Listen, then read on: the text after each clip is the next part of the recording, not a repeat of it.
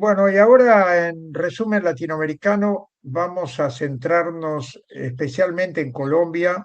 Hubo elecciones, ustedes lo saben, y contrariando un poco lo que que quisiéramos que pasara, eh, Abelardo de la Espriella se ha alzado con una victoria después de un empate prácticamente técnico, de una diferencia de muy pocos votos con Iván Cepeda. Y de todo eso vamos a hablar, de las consecuencias de eso y de por qué suceden estas cosas en nuestros países, ¿verdad? Donde de pronto una masa importante de gente vota como vota a la extrema derecha, ya ni siquiera a una derecha suave, sino a la extrema derecha. Tenemos a Cristian Arias con nosotros, es periodista, un compañero que conocemos de hace mucho tiempo, él es representante de Marcha Patriótica en la Argentina y queríamos con Cristian un poco debatir estos resultados y estas consecuencias que se van a venir lamentablemente para el pueblo colombiano. ¿Qué tal, Cristian? Bienvenido. Hola Carlos, un gusto poder compartir este espacio con vos y un saludo para toda la audiencia de Resumen Latinoamericano. Bueno, en principio quería que me comentaras tu reflexión sobre si primero si esperabas este resultado final, y segundo, ¿qué opinás de que de pronto más de 12 millones de votos, o sea, más de 12 millones de mujeres, hombres colombianos votaron a este engendro que se llama Abelardo de la Espriella? Es verdad que también hay otra cantidad similar que votó a Iván Cepeda, pero eso es lo más lógico desde, por lo menos de nuestro punto de vista. Pero este Milei colombiano evidentemente juntó a una cantidad de gente importante. ¿Cómo lo ves? Bueno, en primer lugar, yo sí estaba muy preocupado de lo que pudiera pasar en la elección. El clima de polarización se percibía no solamente desde la primera vuelta donde se anticipó, sino que también en los días de la segunda vuelta, de la campaña de la segunda vuelta, se sintió una radicalización, sobre todo de parte de la derecha, con mensajes de, ojo, no aflojemos, no nos confiemos, todavía nos falta para ganar, van a venir y van a destruir el país. Yo creo que la campaña de Abelardo de la Espriella fue muy eficaz en transmitir mensajes muy concretos, segmentados y sobre todo se basó en una memoria colectiva de algún rango etario también específico, donde calaba mucho más fácil esta idea de que el gran problema de Colombia siguen siendo las guerrillas y especialmente las FARC, ¿no? Algo que uno si sigue o analiza un poco o vive en Colombia con cierto grado de conciencia, pues se da cuenta de que es algo casi que descabellado porque las FARC ya no existen hace una década, por lo menos no como organización armada. Hoy existe un partido legal que se llama Comunes, que tiene otra naturaleza. Las organizaciones que derivaron, que no se acogieron al acuerdo de paz, que fue una pequeña porción, se han ido transformando. Digo, han surgido otras organizaciones armadas que tienen otra dinámica en los territorios y que de algún modo se ha cargado con la idea de que son disidencias, pero ya ni siquiera eso, o sea, son otro tipo de organizaciones. Entonces, eso no pareciera a la juventud, a quienes han vivido estos últimos 10 años, ser el problema principal, pero sí para quienes tienen más de 50, 60 años, que es especialmente el segmento donde Abelardo de la Espriella logró atraer más votos, ¿no? Entonces yo creo que por eso yo estaba bastante preocupado en esos días porque sí se sentía un clima de hostilidad y de mucha polarización, ¿no? En ambas proporciones yo creo que había una campaña muy activa por, por Iván Cepeda y por Aida Quilcue, y del otro lado también, ¿no? Y creo que se verificó, sobre todo en el espacio digital, cómo eso se fue exacerbando con algo bastante interesante, y es que a pesar de que no hubiesen recursos, a pesar de que no había una campaña centralizada de parte de Iván Cepeda, etcétera, hubo una militancia, un activismo popular que se puso al hombro la campaña y que inundó ese espacio digital al punto de que logró rápidamente empatar esa presencia con Abelardo de la Espriella, para mí un poco tarde, para poder desmantelar o para poder desarmar esos ese sentido común que se había galvanizado ya por unos 6 meses, diría yo, con estos mensajes de los que me refería antes. Sobre el resultado, yo creo que quedan tres cosas, o un mapa en tres escalas, ¿no? Yo creo que hay una escala territorial donde en la periferia del país se contrapone al centro, es decir, la periferia donde históricamente ha habido mayor desigualdad social, donde se ha desarrollado el escenario de conflicto armado en la historia del país, donde están las raíces sociales y económicas de esa misma conflictividad social, es donde votaron en favor de la continuidad del cambio. Y diría que a eso se le suma Bogotá, ¿no? Como la capital del país. Todo el resto del centro del país, diríamos la región andina en general, que obviamente se divide en tres cordilleras en el caso de Colombia, con esa particularidad geográfica, tuvo la victoria de Abelardo de la Espriella. Entonces, ese es un primer mapa que nos deja, que nos habla mucho, digamos, de la Colombia que está aconteciendo hoy, ¿no?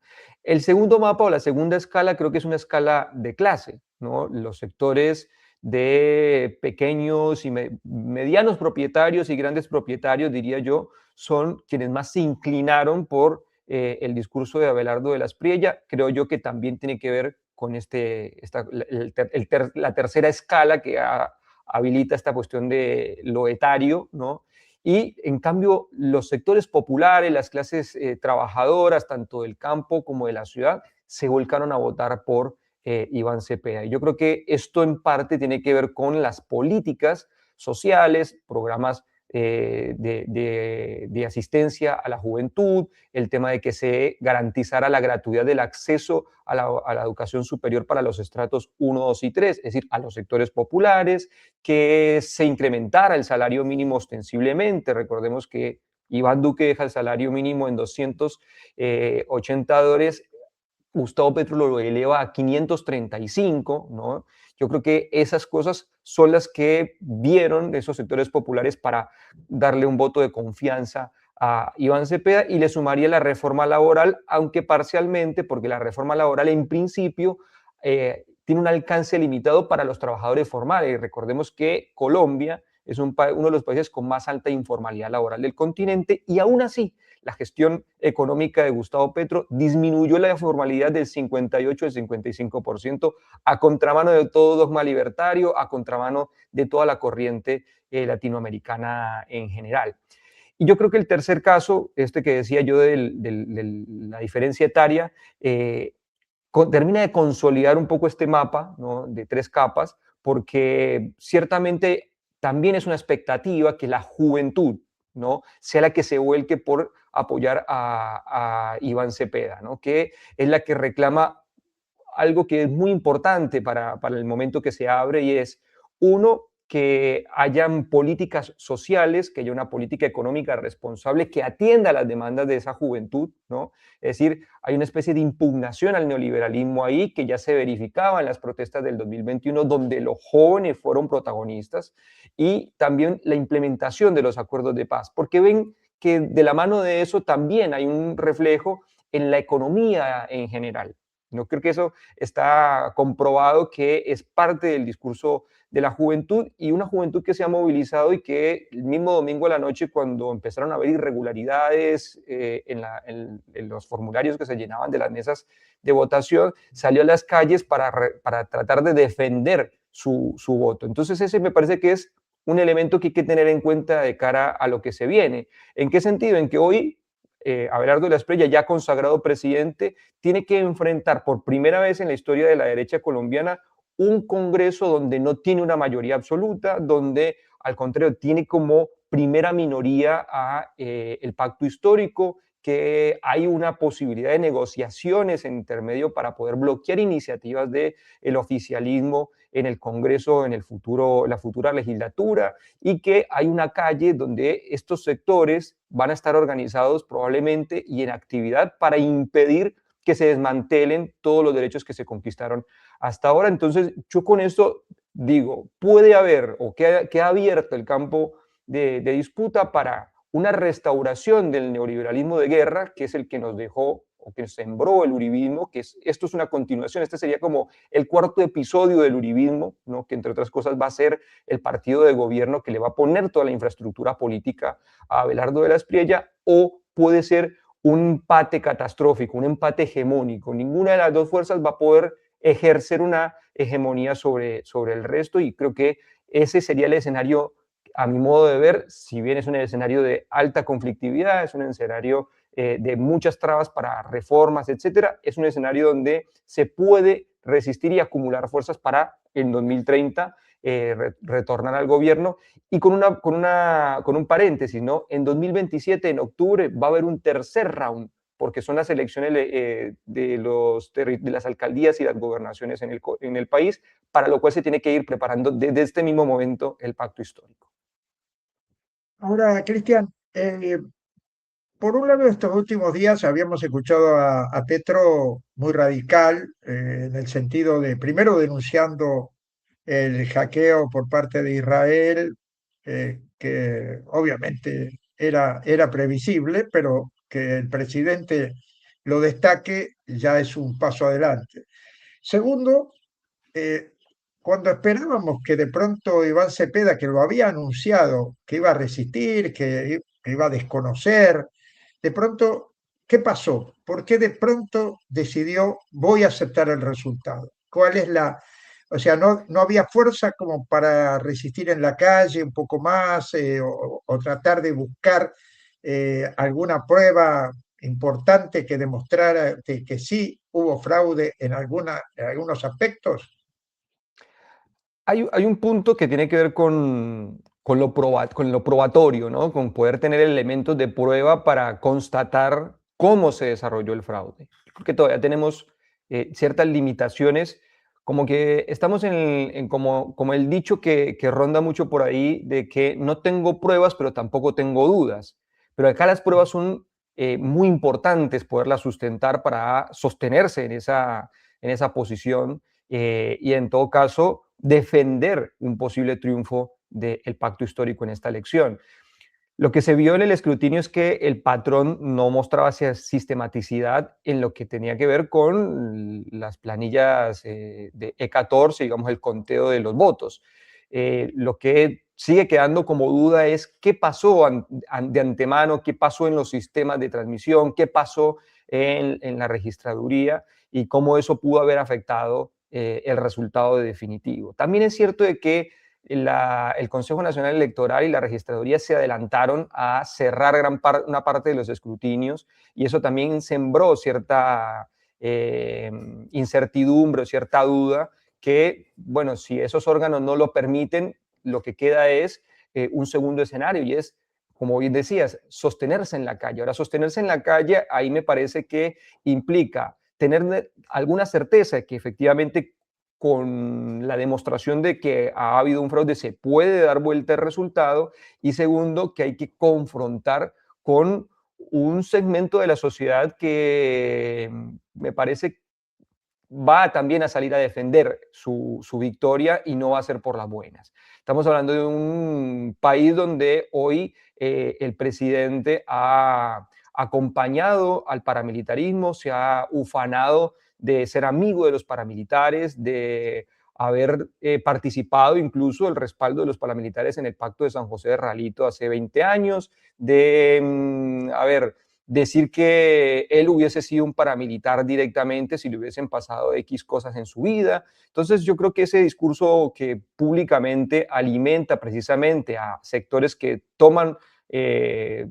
usan la fuerza, digámoslo, por mano propia, es muy peligroso con la historia de Colombia, y tal vez en eso yo estimo que Iván Cepeda llamó a la sensatez, ¿no? A que este no era tal vez el momento de agudizar esa confrontación, puesto que, bueno, eso abre un episodio que puede marcar, digámoslo, indeterminadamente un punto de bifurcación en la historia. Eso ya lo vimos, ¿no? El Bogotazo, han habido momentos clave de la historia colombiana. Bueno, el mismo fraude de 1970, que en parte sustenta la decisión de quienes conformaron el movimiento 19 de abril, el M-19, donde militó posteriormente el mismo Gustavo Petro. Eh, Espriella, de la Espriella. Obviamente se ha dicho mucho de él, siempre obviamente ligado a esto que estás contando, al paramilitarismo, a su furibundia anticomunista que parece que tuviera en la época de la Guerra Fría.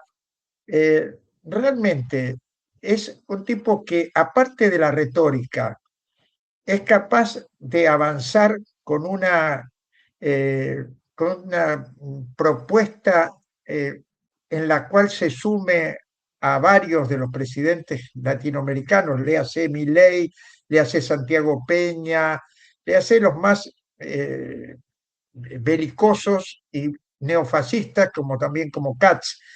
¿Vos crees que puedan constituir un bloque en el cual De la Espriella juega un rol importante en ese sentido?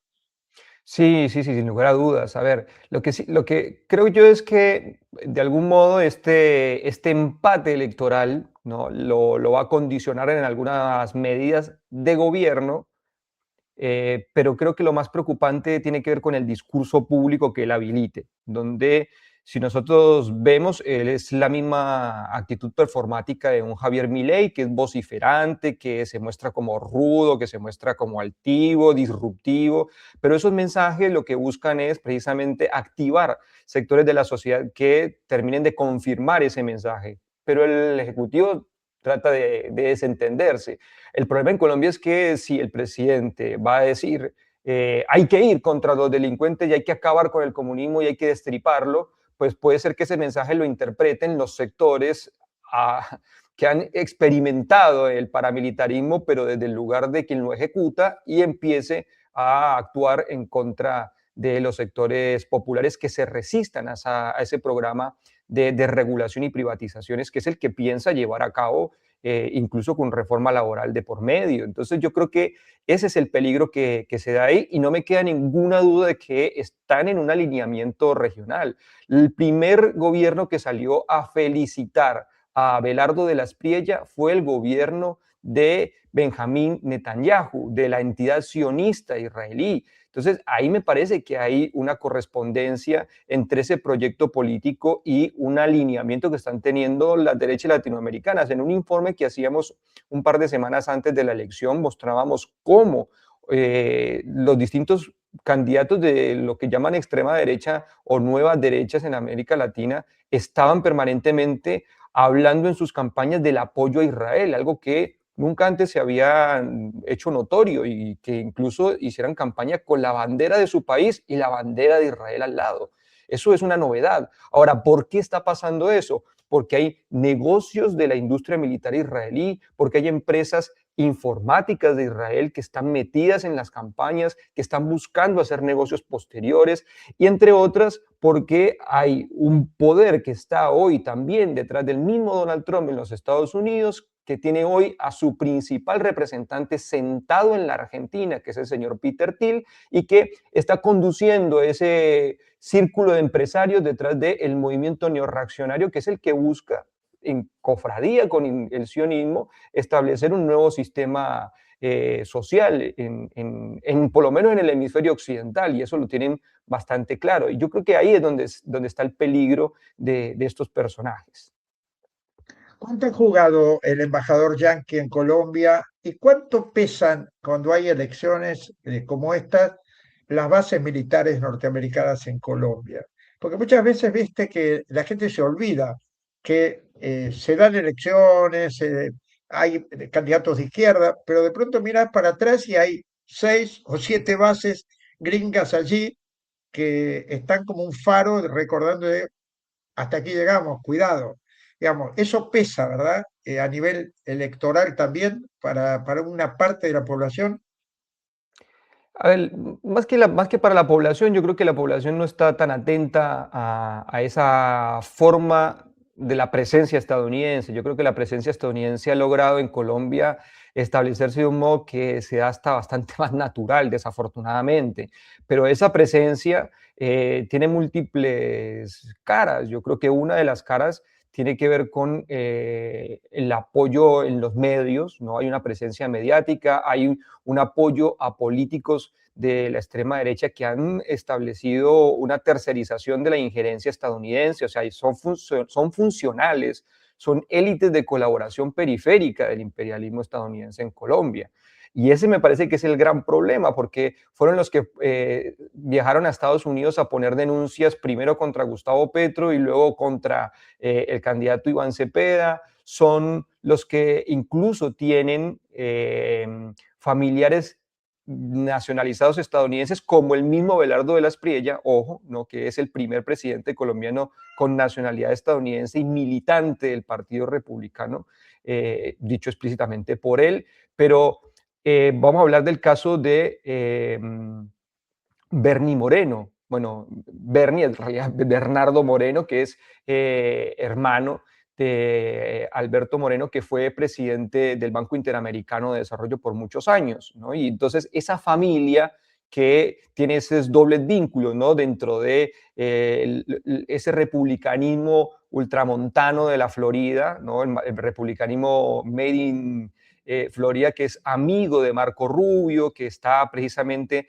en esa línea de hostigar activamente a los gobiernos latinoamericanos que se les salgan del redil, son los que han estado activando precisamente en la campaña contra Colombia, contra los intereses nacionales en general, porque lo que buscan es poner a Colombia como una neocolonia de los Estados Unidos. Entonces, ahí es donde yo digo, eso es más preocupante porque lo de las bases, por ejemplo, tiene capítulos, vamos a decirlo, intermitentes, ¿no? Porque finalmente es algo que se activa según la complacencia de los gobiernos locales con los Estados Unidos.